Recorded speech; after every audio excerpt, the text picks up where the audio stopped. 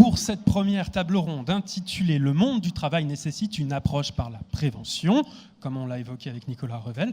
Qu'en est-il dans la fonction publique ? Donc, pour évoquer ce sujet qui est d'actualité, puisqu'on attend prochainement, comme ça a été évoqué en introduction, le rapport de Charlotte Lecoq sur la santé au travail, cette fois-ci dans la fonction publique, après un premier rapport sur le même sujet dans le secteur privé. Dans le même temps, effectivement, il y a en CMP le projet de loi de transformation publique aujourd'hui, ce qui a été conclusif. Donc on est vraiment sur cette séquence. Notamment, donc, nous avons en introduction de cette table ronde une intervention vidéo de Charlotte Lecoq qui va nous exposer brièvement sa vision des enjeux concernant la fonction publique, qui va nous permettre de lancer les débats.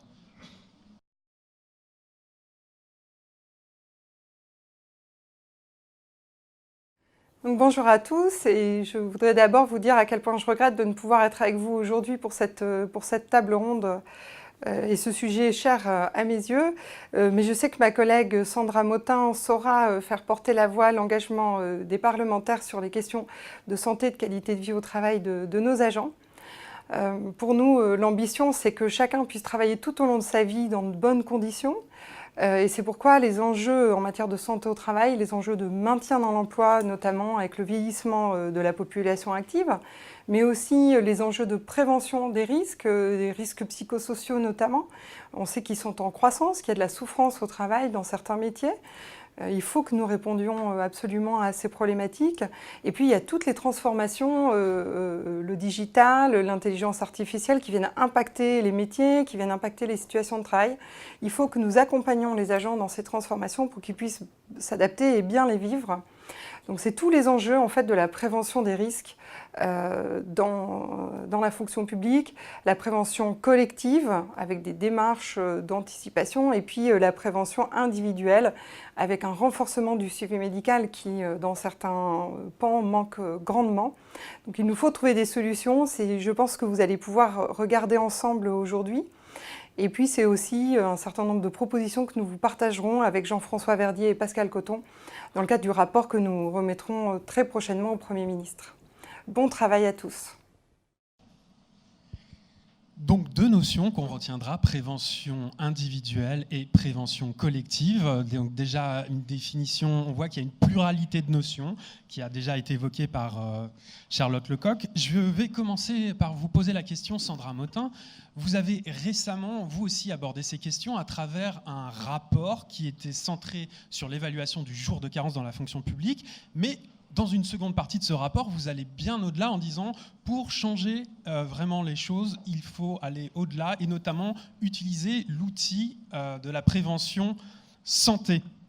J'aimerais que vous nous expliquiez effectivement comment vous en étiez arrivé à cette conclusion, quelle est dans la philosophie, enfin la conception que vous en tirez. Et dans un second temps, j'aimerais également du coup vous demander de nous dire à partir de là, quid du rôle de l'administration pour effectivement impulser cette logique.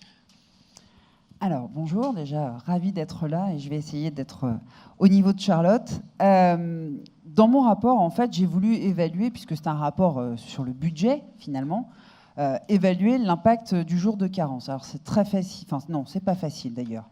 C'est pas facile de retrouver tous les chiffres. Mais finalement, c'est un travail qui est uniquement budgétaire. Or, moi, à la base, je suis une RH. Et du coup, ma vision des choses, elle va effectivement un peu au-delà.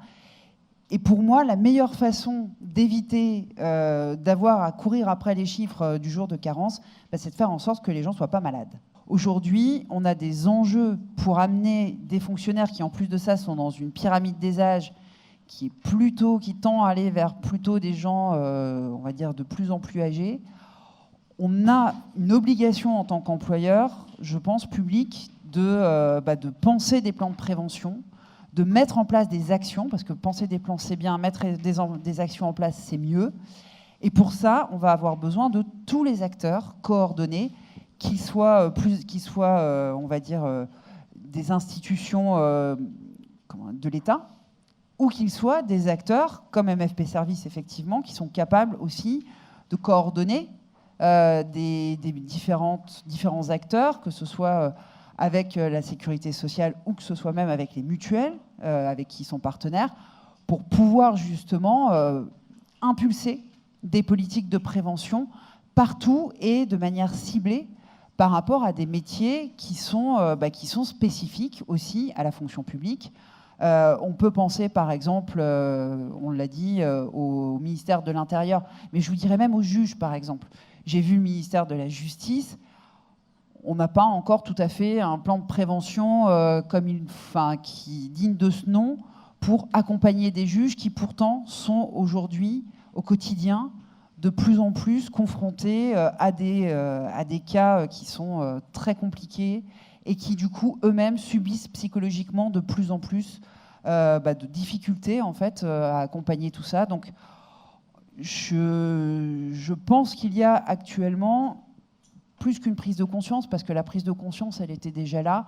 Le signal d'alarme a été tiré et je pense qu'on l'entend vraiment et qu'il y a une volonté politique, en tout cas, d'accompagner tous les acteurs de la fonction publique pour de vraies politiques de prévention. Et là-dessus, la DGAFP doit jouer un rôle en tant que DRH de l'État pour aller au-delà de l'impulsion, mais pour vraiment beaucoup plus accompagner les acteurs. Mais ça fait partie, de mon point de vue, peut-être aussi d'un repositionnement des managers, des RH, une culture à inculquer aussi aux managers qui ne l'ont pas forcément, parce que ça ne vient pas forcément de manière intuitive. Donc on a un énorme travail d'acculturation à faire sur différents niveaux de la fonction publique pour bien se dire que le meilleur moyen de lutter contre l'absentéisme, déjà, c'est de faire en sorte que les gens n'aient pas de raison d'être absents, donc qu'ils ne soient pas malades, donc d'accompagner, de voir les signaux forts, les signaux faibles aussi, surtout, d'abord, qui commencent à nous dire, attention, cette personne-là est en risque. Je pense que c'est une des grandes idées des rapports de Charlotte Lecoq, c'est d'essayer de mieux coordonner les acteurs et d'inculquer une véritable culture de la prévention aux managers et aux RH, où qu'ils soient dans la fonction publique. Alors, vous avez dit beaucoup de choses. Effectivement, je vais rebondir vers Stéphane Lagier en utilisant effectivement l'interpellation que vous avez utilisée sur le rôle d'impulsion, qui sera évoqué également dans la seconde table ronde avec un retour d'expérience dans le Bas-Rhin, qui sera présenté par Monsieur Houter. Mais dans l'immédiat, je vais vous demander effectivement de réagir à cela, Monsieur Lagier.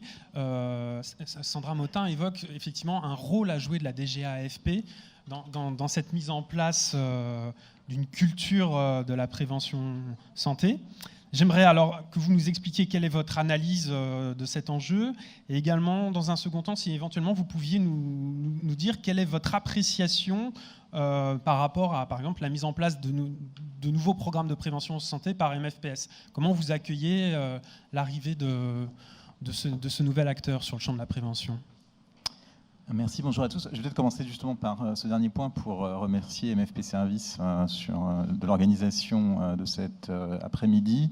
Moi, j'ai trouvé le programme et notamment la présentation du baromètre passionnante parce que ça nous offre des nouveaux champs de connaissances, des nouveaux champs d'interrogation sur le domaine de la prévention, un domaine hyper vaste qui mérite d'être encore davantage investi. Et plus on a de données, plus on a d'informations, mieux on travaille. Donc cette nouvelle approche, qui est une approche en quelque sorte par délégation de l'assurance maladie, nous intéresse beaucoup et je pense que c'est très important qu'on travaille ensemble sur ce sujet. Donc voilà comment je conçois l'approche de MFP Services, que je remercie. Et à chaque fois qu'on appréhende davantage cette question par des données, sur un champ très très vaste, là, parce qu'on va au-delà de la prévention des risques professionnels, on est plus intelligent parce qu'on comprend davantage les problématiques de santé dont on sait qu'elles peuvent être poreuses. Donc le champ de la prévention, vous l'avez dit, il s'exerce au plus près des métiers. Donc il faut être modeste quand on est la DGAFP DRH de l'État. On ne peut pas prétendre incarner la prévention en direct au plus près des métiers. Donc on travaille avec un réseau de partenaires, à commencer par l'ensemble des DRH ministériels. Mais vous l'avez dit, ce sont les managers, les agents, et puis bien évidemment les partenaires sociaux qui nous accompagnent dans cette démarche. Sujet fondamental. Bien évidemment, on attend avec impatience les conclusions du rapport de la députée Charlotte Lecoq, des chantiers sur l'aptitude, la maladie, et puis un chantier important qui va s'ouvrir à la rentrée sur la qualité de vie au travail, où l'ensemble de ces questions vont être abordées. Alors évidemment, je ne peux pas vous dire ce que va être le résultat de ces chantiers, puisque c'est une discussion à avoir avec les partenaires sociaux, et puis après des conclusions politiques à en tirer qui ne relèvent pas de mon ressort. Carole Chapelle, merci d'être avec nous. On voit que ça a été évoqué, il y a plusieurs notions, prévention individuelle, plutôt médicale, prévention collective, risque professionnel. Pour vous qui représentez donc à cette table ronde les organisations syndicales, quelles sont les priorités, quelles sont votre perception des enjeux prioritaires de la prévention santé ? Bonjour à tous et à toutes. Petite précision, je ne représente pas les organisations syndicales, mais mon organisation syndicale, qui est la CFDT. L'efficacité de la prévention dans la fonction publique. Alors moi, en tant que syndicaliste, je vais vous parler de la prévention des risques professionnels. Plus précisément, donc les risques qui sont vraiment sur le travail et la prévention, excusez-moi, sur le milieu de travail. Donc si on prend l'exemple très célèbre et des fois galvaudé, mais quand même emblématique des risques psychosociaux, c'est emblématique parce que c'est vraiment au confluent du travail et de la santé, avec les conséquences que ces risques peuvent avoir quand ils deviennent des troubles, qui sont des conséquences que tout le monde connaît. Je ne vais pas vous faire l'affront de vous les décrire ici. Quel est l'apport potentiel que pourrait apporter pour vous cette prévention plus spécifique santé publique portée par l'assurance maladie via la MFPS? Quel pourrait être son apport en termes de complémentarité sans vraiment, là encore, vouloir minorer les autres aspects que vous avez évoqués?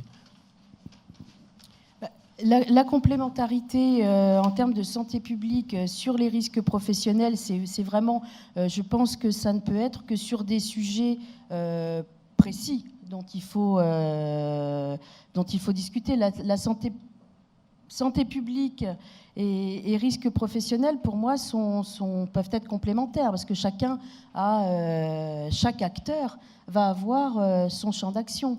Les représentants du personnel, par exemple, dans les instances de dialogue social, vont avoir un champ d'action. Il va y avoir un champ d'action au niveau ministériel dans les négociations, notamment sur la négociation ou concertation sur la qualité de vie au travail qui va venir.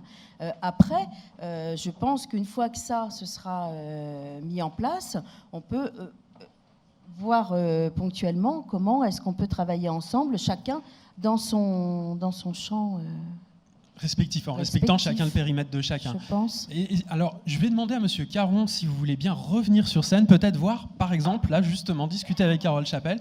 Qu'est-ce que, voilà, en respectant vos champs respectifs, comment vous pourriez travailler en termes de complémentarité? On voit bien que Madame Chapelle, vous l'avez bien expliqué, je pense à l'auditoire, les points importants sur les risques professionnels. Qu'est-ce que, cela étant, vous pourriez éventuellement mettre en place en termes de santé publique, sachant que les agents sont aussi des individus dans leur globalité, à la fois au travail et à la fois dans une vie personnelle? Comment finalement améliorer la qualité de vie des gens dans leur globalité? Comment vous pourriez travailler ensemble? Monsieur Caron, peut-être donc du coup une question, après Madame Chapelle, vous pourrez donner votre avis, mais justement par rapport à cette interpellation de Carole Chapelle, comment vous voyez effectivement votre complémentarité par rapport à ce que les organisations syndicales essayent de porter sur le champ professionnel de la prévention? Oui, merci de me donner la parole.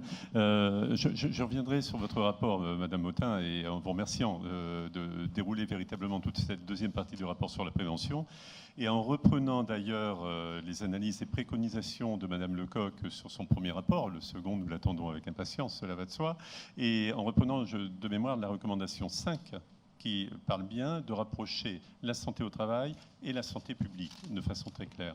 Et moi, ça répond à, je dirais, à une tirade que je sors fréquemment: la santé n'est pas sécable. Il faut arrêter de compartimenter. Je pense qu'en début d'après-midi, nous parlions de transversalité.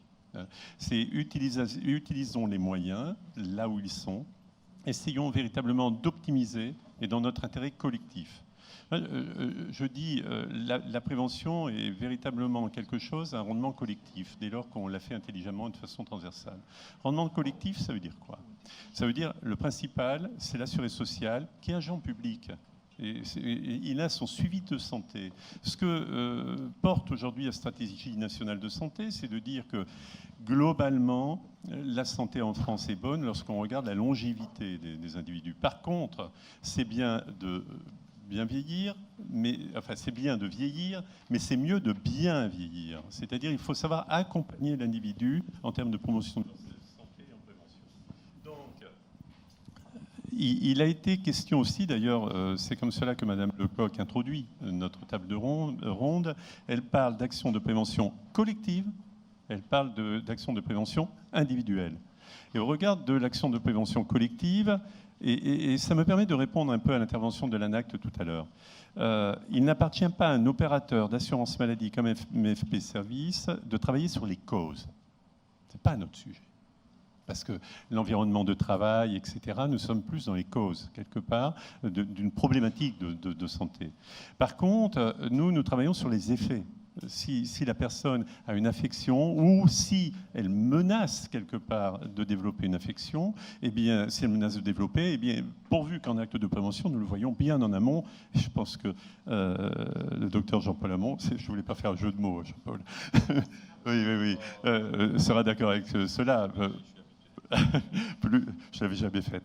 Mais plus vite on le prend, donc précocement, cela évite le curatif de façon forte. Donc, pour véritablement bien centrer le sujet, j'ai entendu parler de risques psychosociaux.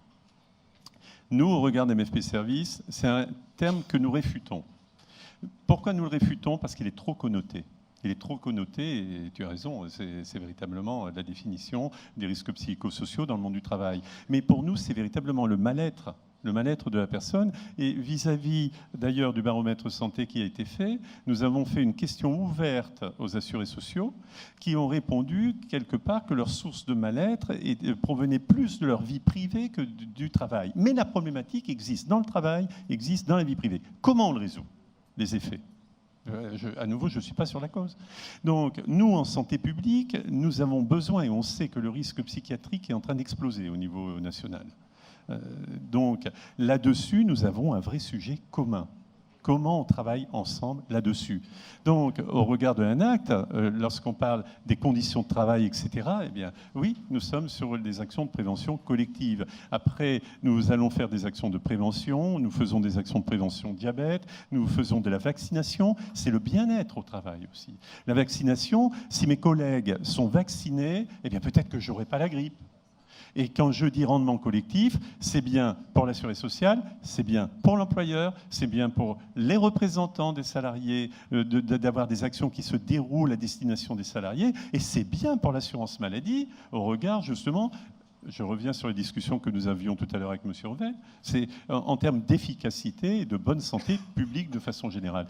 Donc, la question de fond, c'est MFP Service, l'assurance maladie n'a pas vocation à discuter véritablement des questions de travail ou autres, et nous n'avons pas du tout la prétention d'entrer dans le cadre des discussions CHSCT, enfin comité social aujourd'hui de façon très claire. Par contre, en tant qu'opérateur, nous avons parlé des données, au regard des analyses que nous pouvons faire, etc., nous pouvons être des aides au regard de vos appréciations employeurs, représentants des personnels, véritablement sur l'état de santé, autant que nous puissions le faire, bien entendu, CNIL et RGPD. Nous pouvons mettre en œuvre des actions de santé publique dans notre cadre et en milieu professionnel, parce que vous estimez vis-à-vis des prévalences, des taux de prévalence remarqués, qu'il serait nécessaire de développer des actions, et ceci de façon tout à fait équitable dans l'ensemble des services publics et non pas ce que nous faisons aujourd'hui par copinage ou par connaissance. Donc voilà, effectivement, nous pouvons véritablement travailler ensemble, alors chacun dans notre rôle, mais véritable ensemble, à des fins d'efficacité, bien entendu.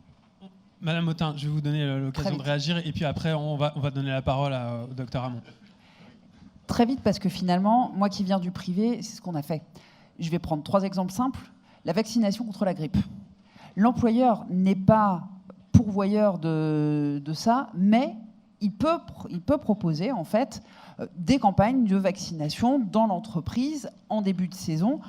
Il n'est pas en train, là du coup l'employeur n'est pas en train de faire une action de santé spécifiquement que pour lui, mais effectivement il relaie finalement une politique publique de santé et de prévention globale. On l'a fait en imposant presque, on va dire, à un moment, la lutte contre le tabagisme. Dans les contrats de prévoyance, il était obligatoire d'avoir des actions et toutes les prévoyances ont commencé par là. Là encore, quand on lutte contre le tabagisme et quand en tant qu'employeur on relaie la lutte contre le tabagisme, qu'est-ce qu'on fait? Non seulement on fait mieux pour la santé publique, pour les comptes de la Sécu, mais aussi, très clairement, on fait mieux pour ses salariés, parce qu'ils vivent mieux, parce qu'ils arrêtent d'avoir des rhinopharyngites et autres problèmes qui sont liés à la cigarette. Donc tout le monde se porte mieux. Troisième et dernier exemple, je parlais tout à l'heure des gens qui ont des métiers difficiles. Quand on met en place en fait, par exemple, du réveil musculaire pour des gens qui ont des métiers pénibles, que ce soit dans la santé, que ce soit mes fameux agents catégorie C qui sont sur le terrain pour faire, par exemple, des espaces verts. On l'a bien vu, par exemple, avec des aides soignantes dans les hôpitaux ou même dans les EHPAD. Le réveil musculaire en début de prise de poste, quand on relaie ce genre de choses, c'est important parce que ça permet effectivement à la personne de ne pas se blesser, mais c'est important aussi parce que ça va jouer sur sa forme physique, parce qu'on sait tous que l'activité physique, c'est plus important que le sport au quotidien, et que l'activité physique, c'est 30 minutes pour la santé publique. Il suffit de 30 minutes d'activité physique par jour pour réussir à se maintenir en meilleure forme. Donc tout ça, effectivement, sont des politiques de santé publique qui nous concernent tous, mais dont l'employeur peut se faire le relais. Et c'est ça qui est important, et c'est dans ce sens-là que l'employeur public, comme le privé, a une responsabilité. Alors voilà, donc politique de santé publique, c'est le moment pour vous, docteur Jean-Paul Hamon, d'intervenir pour dire, on voit qu'il y a une sensibilité quand même sur les périmètres respectifs. Vous, comment vous voyez cet enjeu d'intervention, d'amélioration de la prévention au milieu professionnel, notamment au regard de ce que peut apporter les médecins? On rate complètement les gens qui ne se surveillent pas du tout. Et d'une façon générale, quand j'ai vu toutes les actions de prévention faites par les différentes mutuelles, je vois toujours les mêmes patients qui me ramènent des bilans de cholestérol ou des électrocardiogrammes, etc. Je dis, mais vous en avez passé un il y a 3 mois, votre bilan de cholestérol il y a 3 mois. Ce sont les gens qui sont multisurveillés, qui vont toujours dans les mêmes programmes de prévention. Donc ce serait bien que quand on fait de la prévention, on vise les gens qui justement n'y vont jamais. Et vous, quelqu'un qui vient vous voir en consultation, avec le gamin qui a une otite congestive, etc., et vous dites aux parents, écoutez, c'est viral, on va désinfecter les narines, bien rincer les narines, on va donner un peu de Doliprane, etc., on va attendre 48 heures, et puis ça va aller. Mais si au bout de 48 heures, ça se complique, et que là, on est obligé de sortir les antibiotiques, je peux vous dire que les parents, ils nous regardent de travers. Dire, si on avait commencé par ça, ça irait peut-être mieux. Alors, les antibiotiques, c'est pas automatique, ça avait très bien marché. On se demande pourquoi on ne fait pas des piqûres de rappel, parce que les gens qui ont conduit la campagne, les antibiotiques, c'est pas automatique, ils ont vieilli. Et ce serait bien de la refaire, parce que la mémoire, ça s'oublie. Donc, si vous voulez, quand on parle de prévention, faisons des choses efficaces, parce que ça, c'était une campagne efficace. Alors, j'ai entendu Nicolas Revel dire, on fait toujours plus avec moins. Moi, je propose, depuis un moment, de faire mieux avec les mêmes moyens. Et c'est une réforme de la médecine du travail, une vraie réforme de la médecine du travail, où le médecin du travail, il fait la visite d'embauche, il fait la visite d'aptitude s'il y a eu un long arrêt de travail, une visite de reprise. Et après, il va vérifier les conditions d'exercice du salarié au sein de son boulot. Bruno Caron, vous souhaitiez réagir rapidement pour qu'on va laisser des questions à la salle, parce que je pense qu'il y aura des réactions. Non. Rapidement, pour faire un aveu à la salle, en invitant Jean-Paul, je savais qu'on allait avoir un moment assez truculent, assez relevé. et voilà, c'était le cas. Mais sur un fond qui est, bien heureusement d'ailleurs, parce que le connaissant, ça ne peut être qu'intéressant et profond. La première chose, lorsqu'on parlait de prévention véritablement collective, que Carole soulignait tout à l'heure, là, les exemples ont été pris à foison de façon très claire. Deuxième sujet... Non, ça suffit. Deuxième sujet sur la prévention, c'est peut-être, mais on ne va pas ouvrir la discussion, le DMP.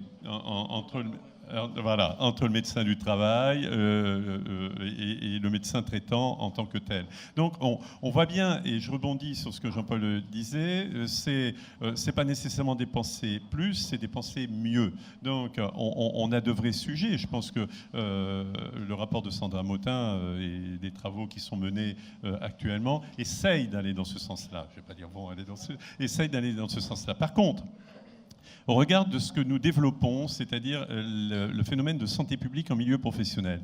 Ce que j'ai retenu, c'est que, alors je ne vais pas me permettre de critiquer Sophia, mais le propos qui est tenu, c'est de dire ceux qui prennent le plus le soin de leur santé sont ceux qui vont faire l'acte d'adhérer aux actions de prévention. Et ce que j'ai bien entendu, et c'est ce que nous proposons, eh bien, c'est de faire de la santé publique en milieu professionnel, c'est faire de la prévention de proximité. Et faire la prévention de proximité, c'est d'aller sur les lieux de travail, on ne va pas aller sur les postes de travail, parce qu'à nouveau, il ne faut pas mélanger les genres, mais d'aller véritablement en milieu professionnel, près de l'assuré social, pour prodiguer des actes qui soient, bien entendu, de prévention, de dépistage ou, bien entendu, de vaccination. Parce qu'on va retomber toujours sur le même principe et on ne va pas ouvrir le débat. Hein. Mais ceux qui vont chez le médecin, c'est peut-être aussi ceux qui, pour faire des actes de prévention, etc., ce sont peut-être justement ceux qui prennent soin de leur santé et on oublie le reste. Eh bien, le reste, il faut aller sur place, véritablement, pour prodiguer ces actes. Concilier une approche de prévention santé publique en milieu professionnel sans minorer pour autant les enjeux de prévention professionnelle. Est-ce que c'est possible? Est-ce que c'est souhaitable? J'aimerais que chacun, vous, au regard des échanges qu'on a pu avoir jusqu'à présent, vous donniez un fin mot d'analyse, en commençant peut-être par vous, Madame Motin, et puis on tournera jusqu'à Dr Hamon.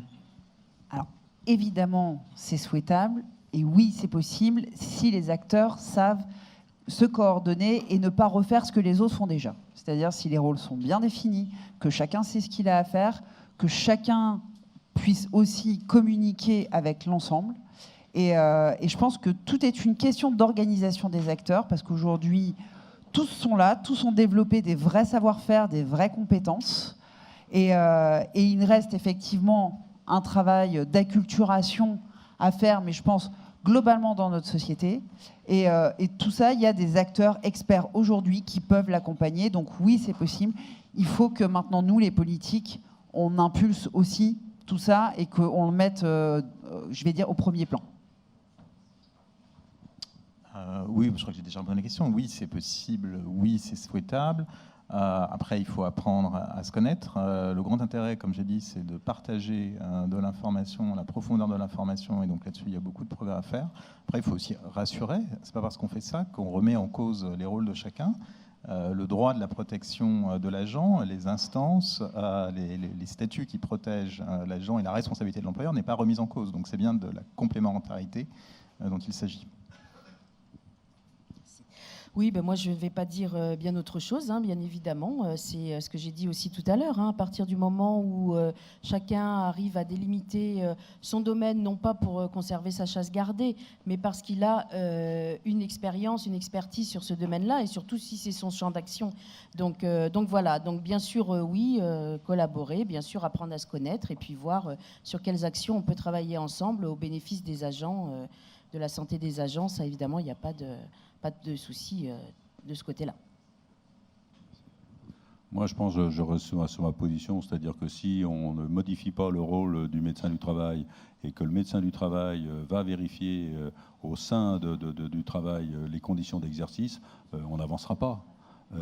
Et simplement pour finir sur le DMP, j'ai eu l'occasion justement de soigner une patiente qui travaillait à Percy à une époque où il était envisagé de fusionner les logiciels de dépenses de tous les ministères pour avoir en temps réel l'état des dépenses ministérielles et l'épuisement des subventions, etc. Elle était, alors là, vraiment, elle était au bord de la crise de nerfs parce que ça faisait 4 fois qu'en 6 mois, qu'elle avait un nouvel énarque qui débarquait, qui demandait un audit. et qui rechangeait les trucs. Et dit, moi, j'en peux plus. Et alors, je pose la question, parce que comme ça fait quelques années que je l'ai vu, est-ce que, par hasard, quelqu'un saurait si on a uniformisé enfin les dépenses ministérielles et que est-ce que les ministères utilisent même le même logiciel depuis ce temps-là? Vous voyez? Donc ça, à chaque fois, il y avait eu des sociétés d'évaluation. Donc, si vous voulez, au Danemark, ils ont fait une réforme. Ils ont décidé une réforme en 2007. Ils ont réformé leur système en 2017. Pourquoi? Parce qu'ils ont gardé un axe. Parce qu'ils ont gardé un axe. Et il n'y a pas eu de changement. Il n'y a pas eu de changement. Ils ont gardé ça. Là, ici, ça change tous les 3 ans. Tous les 3 ans, on nous pond une nouvelle réforme. Et c'est ça le défaut. Maintenant, les gens n'y croient plus. Donc voilà, donc du changement et de la continuité. Vous voulez donner un dernier mot? Oui, non, mais un dernier mot au regard de ce tour de table et des débats que nous avons eus.